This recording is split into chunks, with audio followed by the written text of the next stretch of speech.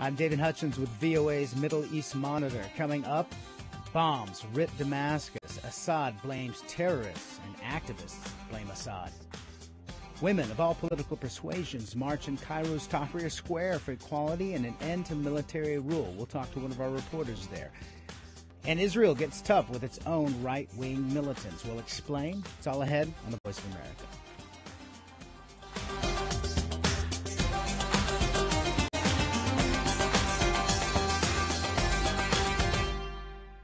Syrian government television has graphic images of burnt bodies and body parts from what it claims were two al-Qaeda car bombs. They detonated in front of intelligence headquarters in the Damascus suburb of Kfar Sousa. Opposition figures, however, are claiming that the government perpetrated the bombings itself. Edward Uranian reports from VOA from Cairo. Syrian TV showed charred and dismembered bodies being carried from the wreckage of burnt-out vehicles Friday in an upscale Damascus suburb. Many of the bodies were so badly disfigured that it was impossible to distinguish their identities. Syrian officials who toured the site were quoted as saying that al-Qaeda was responsible for the attacks. Syrian TV also claimed that a man involved in the bombings was captured.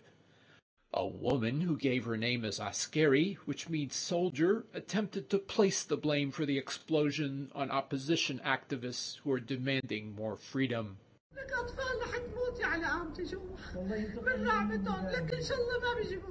She complains that innocent children are dying from such explosions and claims that they are the result of opposition demands for more freedom.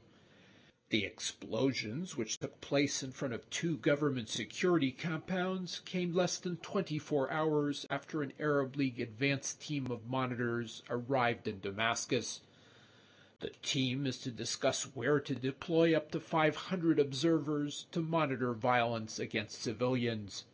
Syria's Religious Affairs Minister Mohammed Abdul Sattar Sayed complained that a 9-month-old popular uprising in the country was the result of a foreign plot. He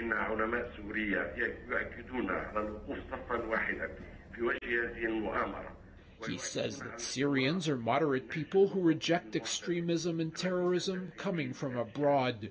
He insists that the UN and the Arab League bear partial responsibility for violence in Syria and must examine events with a fair and impartial eye. He claims that Arab TV stations are broadcasting false news to provoke conflict. Former Syrian Agriculture Minister Assad Mustafa, who lives in exile in Kuwait, told Al Arabiya TV that he thought the Syrian government was behind the bombings, arguing that it's impossible to capture someone who has already blown himself up. Hilal Kashan, who teaches political science at the American University of Beirut, argues that the Syrian government's immediate finger-pointing at al-Qaeda appears implausible. The government was quick to say that they arrested another would-be suicide bomber. That's ridiculous. The government has arrested tens of thousands of activists and demonstrators, and it is not really difficult for them to grab one of them and present them as a would-be suicide bomber whose attempt was foiled. Of course, there is something fishy. Khashan says that Syrian TV interviews with people who were on the scene appeared to have been staged, and all of them espoused the government's point of view. Edward Uranian for VOA News, Cairo. Thousands of Egyptians have rallied in Cairo and several other cities demanding the country's interim military rulers apologize for recent violence against female protesters. This rally, dubbed the Friday of Regaining Honor, follows a week in which at least 17 anti-government protesters were killed during clashes with Egyptian security forces. Many Egyptians were outraged after video footage of one of the protests showed a female demonstrator being beaten, dragged, and stripped by a group of soldiers. The military council has said it regrets the violence against women and said it would take legal action against those responsible. Some demonstrators also renewed calls for military rulers to speed up their plans to transfer power to a civilian government. Meanwhile, supporters of the interim government also held a separate rally elsewhere in Cairo. Now, joining me on the line from Tahrir Square in Cairo, Egypt, is Rebecca Collard, freelance journalist and one of VOA's Super Stringer. Hey, Rebecca. Hi, Devin. So tell me, what are you seeing in Tahrir right now? Well, we have a protest today. It's fairly big. It's much bigger than last week's and some of the Friday protests we've seen recently, but definitely nothing compared to some of the protests we saw months ago. There's space in the square. There's definitely a few thousand people here, but not a packed Tahrir Square this week. Mm-hmm. And now today's protest, as we mentioned, is solidarity for women. Have you had a chance to talk to any women? What are they telling you? Yeah, I talked to a number of women.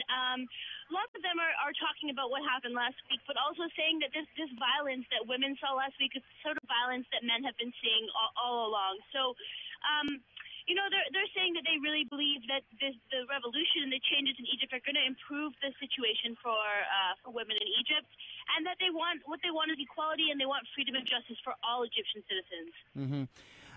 Have you any particular woman you spoke to in particular that surprised you or said something or encapsulated really what the women are wanting? I think that one thing that was interesting, I talked to one woman who was in the niqab, and she basically told me, this is about women, all women having the freedom to choose, to dress how they like, to do what they want, and I thought that was quite interesting.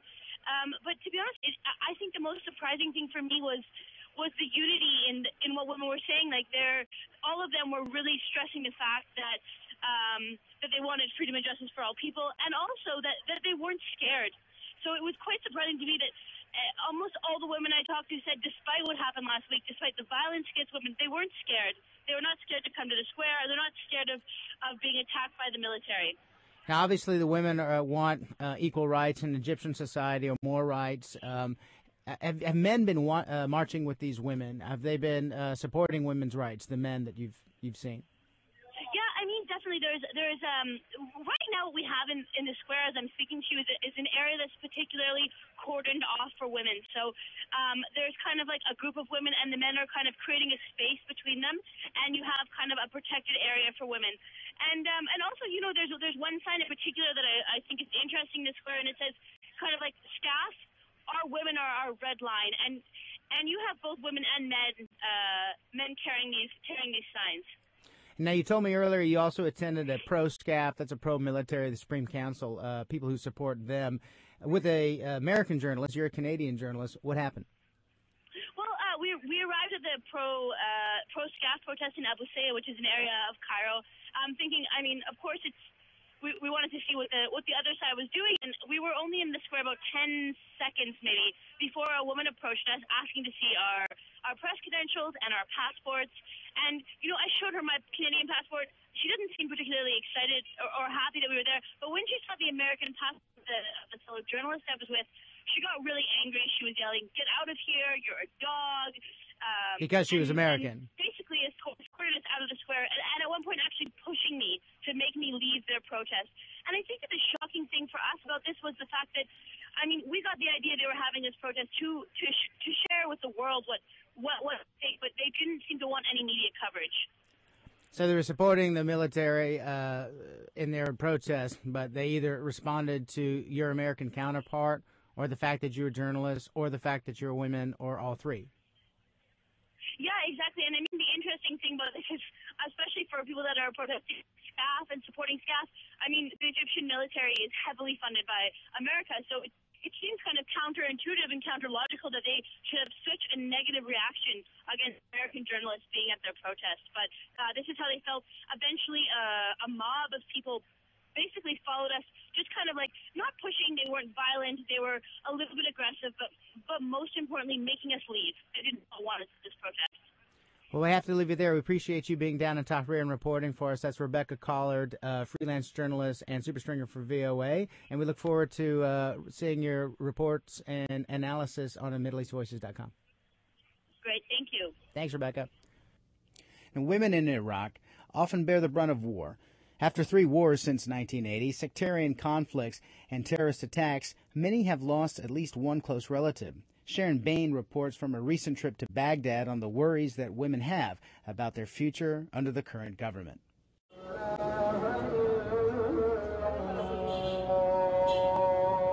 By Iraqi traditions, women are considered the glue that holds society together. They are expected to take care of their families no matter the difficulties. Sadia Jabbar is the widowed mother of 5 children.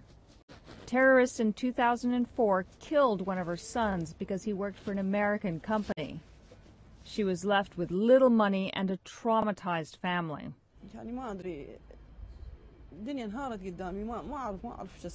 I don't know what to do. The world is collapsing in front of me.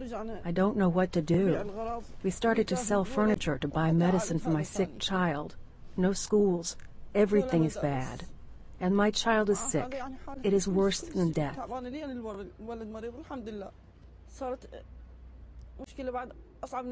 Jabbar now sells her sewing with the help of a group set up to help women. But she is pessimistic about the future. I'm expecting it's going to get worse. Some of them fear the Americans. I think it will get worse because of the fighting, and the government is not united. Teacher Wamid Marhoun has no faith in the government and is not optimistic about what the future holds for her children. The biggest problems are religious conflict, corruption, and politics. It's everything. Politics, destruction, instability, lack of security, all of this together. Plus, anyone who comes to the country wants to take the money. Women often are the ones taking care of their own families as well as the children of their dead relatives. Human rights activist Sundus Abbas says at the same time religious groups are eroding women's freedoms. First of all, they are talking about our personal freedoms, what we should wear, if we can work or not, if we can study or not. Women should not go to the universities. Women shouldn't drive the cars. These things are something which is anti-nature in our society. Abbas's brother was shot dead in the sectarian killings of 2006. She fears a repeat of that violence. I think, yes, there will be more violence in Iraq for the next, at least I'm talking about the near future. It is the future that worries many Iraqis. They question if the government is capable of avoiding the sectarian tensions that brought the country to the brink of civil war 5 years ago. Sharon Bain, VOA News, Baghdad.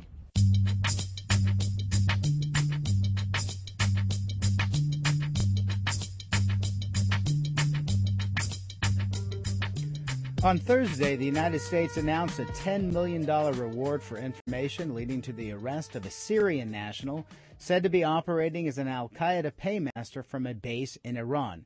The bounty under the State Department's Rewards for Justice program is the first ever offered for a terrorist financier. VOA's David Gullis reports from the State Department. The bounty of up to $10 million for Syrian national Ezzedine Abdulaziz Khalil is the second largest currently posted under the State Department rewards program, underscoring the degree of U.S. concern about his Iran-based operation. The State Department says the Syrian, better known by his alias Yassin al-Suri, is a senior al-Qaeda facilitator and financier working in Iran with the consent and knowledge of Iranian authorities.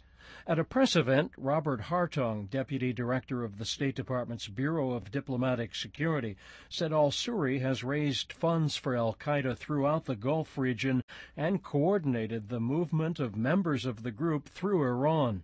From his sanctuary inside Iran, he has moved terrorist recruits through Iran to al-Qaeda leaders in Pakistan and Afghanistan.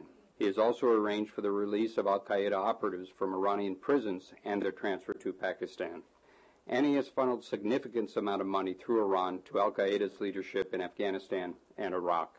He is a dedicated terrorist working in support of al-Qaeda with the support of the government of Iran. Treasury Department Assistant Director for Terrorism and Intelligence Eitan Fish said the United States has reliable information of an operating agreement between the Tehran government and al-Qaeda, but he declined to identify Iranian officials who may be linked to al-Suri. Iran has long been listed by the United States as a state sponsor of terrorism, but the Tehran government denies any such activity. Last July, the Treasury Department put al-Suri and 5 members of his alleged network on its terrorist blacklist, freezing any U.S. assets they may have and barring all U.S. dealings with them. Since 1984, the Rewards for Justice program has paid out over $100 million to more than 70 persons who provided actionable information that led to the arrest of wanted terrorist figures or prevented terrorist acts. The largest current U.S. reward offer is up to $25 million for Egyptian national Ayman al-Zawahiri, who became overall al-Qaeda leader after Osama bin Laden was killed in a U.S. raid in Pakistan earlier this year. Rewards of $10 million are now posted for al-Suri, Afghan Taliban leader Mullah Omar, and Abu Dua, leader of al-Qaeda in Iraq. Among notable successes under the program was the 1995 arrest in Pakistan of Ramzi Youssef, one of the main perpetrators of the 1993 bomb attack on the World Trade Center in New York. The State Department does not identify reward recipients. David Gollust, VOA News, the State Department.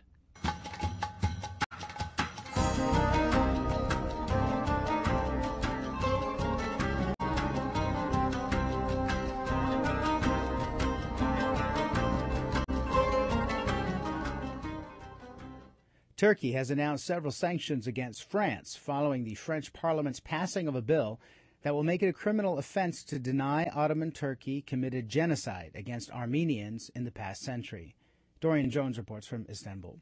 Turkish Prime Minister Recep Tayyip Erdogan angrily condemned the French Parliament for passing the bill criminalizing denials of the Ottoman Armenian genocide. Herhalde bundan sonra Fransa Voltaire'i de Montesquieu'yu da konuşmaz. France will not speak of Voltaire and Montesquieu anymore, I guess, Mr. Erdogan quipped. They've stepped over their ideals of equality. In this voting, there is racism, discrimination, and doing politics over discrimination against foreigners. Along with announcing the recall of Turkey's ambassador from Paris, Prime Minister Erdogan listed several trade, military, and political sanctions intended to punish France. The measures were largely symbolic, including the cancelling of seminars and banning the French Navy from using Turkey's territorial waters. The French Air Force will also have to ask permission for each flight in Turkish airspace. The leaders of Turkey's two main opposition parties also condemned the decision. Turkish Armenian Etiam Machupian, a political columnist for the Zaman newspaper, says the French Parliament's vote threatens the interests of many Armenians. It does not serve any purpose in terms of bettering up the relations between Turkey and Armenia and the conditions of the Armenians in Turkey or whatever, because it will bring a nationalist backlash. Relations between Turkey and Armenia are currently frozen. The Genocide Denial Bill punishes anyone who denies a genocide recognized by the French state with up to a year in jail and a $58,000 fine. That includes the mass killings of Armenians by Turkey's then Ottoman rulers during World War I. Ankara denies the genocide charge, saying the deaths occurred in the civil war, in which many Turkish Muslims also died. Ankara calls for the controversy to be resolved by historians rather than politicians. The controversial bill still needs to be ratified by the French Senate and President Nicolas Sarkozy. Ankara is continuing to lobby against the measure, and Mr. Erdogan warns if the effort fails, he is ready to take further measures against France. Altını çizerek ifade ediyorum. Bu ilk etaptır. İlk aşamadır. Yasanın Fransa'daki seyrine göre... He says the announced measures are the first step, and if the French law is ratified, his government will implement more sanctions immediately. He says he hopes common sense will prevail, and these events will not take the Turkish-French relationship to a point of no return. Despite such tough language, observers say French politicians are seeking a share of the 500,000 ethnic Armenian votes for next year's presidential elections, and warnings from Turkey may be ignored. Supporters of the bill say they are pushing for it to become French law by February. Dorian Jones for VOA News, Istanbul, Turkey. The Israeli government says it will take tough action against those who attack religious institutions or military installations. The warning comes amid rising violence by right-wing Jews angry at Israel's removal of non-sanctioned settlements in the occupied West Bank. VOA's Scott Bob reports from Jerusalem. The 12th century Okasha Mosque in central Jerusalem. Vandals torched it recently and spray-painted anti-Muslim, anti-Arab graffiti on its walls. They also painted the words, "price tag." This is a signature of Israelis angered by the demolition of West Bank Jewish settler outposts ruled illegal by Israeli courts. The spokesman for Muslim holy sites, Mahmoud Abu Atta, says these attacks are expanding. It seems that an organized Jewish group is systematically targeting the mosques and holy places, Muslim and Christian holy places. A half-dozen mosques have been attacked recently. There have also been attacks against Arab motorists and the head of an Israeli group that monitors West Bank settlement activity. In some instances, there has been retaliation by Palestinian Muslims. Israeli columnist Danny Rubenstein says Israel's right-wing militants do not hesitate to use violence. It's ideological. From their point of view, it's very simple. We are stuck here as a small island in the middle of an Arabic Ocean. For them, the Arab nation will stretch from the Gulf to the Atlantic Ocean. Palestinian analyst Mahdi Abdel Hadi says it's hard for the Israeli government to stop the violence while it continues a policy of settlement expansion. When you allow these people to take other people's land and homes and against the law and nobody's stopping them, and then they find themselves supported by the generals, by the army, and this is a rise of Jewish fundamentalists and terrorist groups. But the Jewish attackers increasingly are targeting Israeli security forces who oversee the demolition of non-sanctioned outposts. They recently infiltrated the no-man's land near Jordan and occupied an abandoned monastery.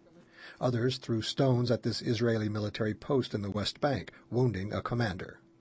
After a public outcry, Israeli Prime Minister Benjamin Netanyahu said he would not allow extremists to spark a religious war.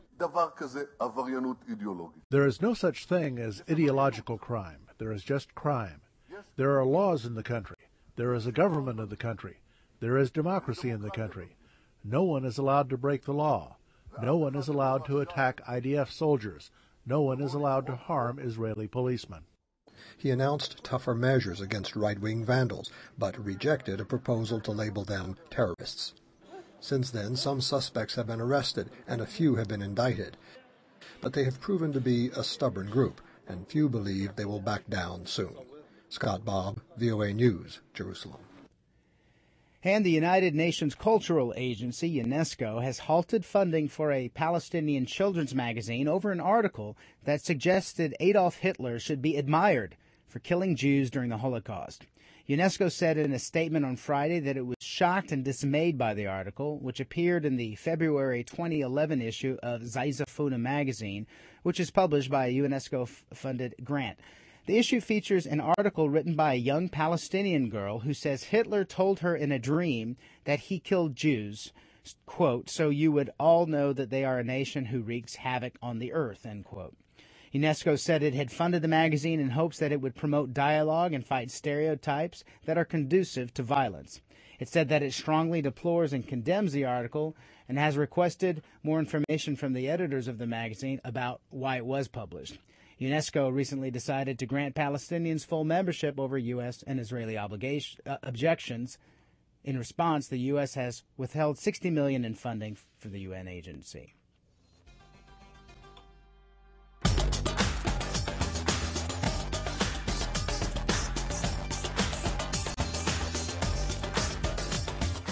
This has been VOA's Middle East Monitor. Join us Monday through Friday for news from the region and interest to the region. International Edition is next with Cecily Hillary. Merry Christmas to all of you, and Merry Christmas to you, Cecily. Rest up. It's going to be a busy year.